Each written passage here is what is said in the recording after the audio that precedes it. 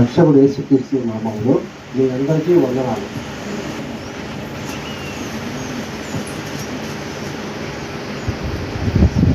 యోగా సువార్త 24 43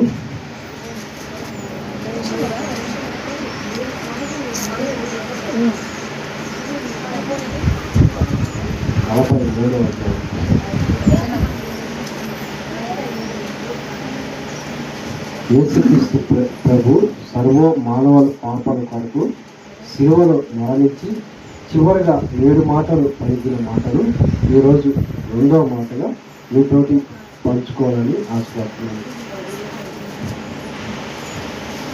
నేడు నువ్వు నాతో కూడా పరదేశంలో ఉండువని నిశ్చయముగా మీతో చెప్తున్నానని నేడు అంటున్నాను. ఆమేన్.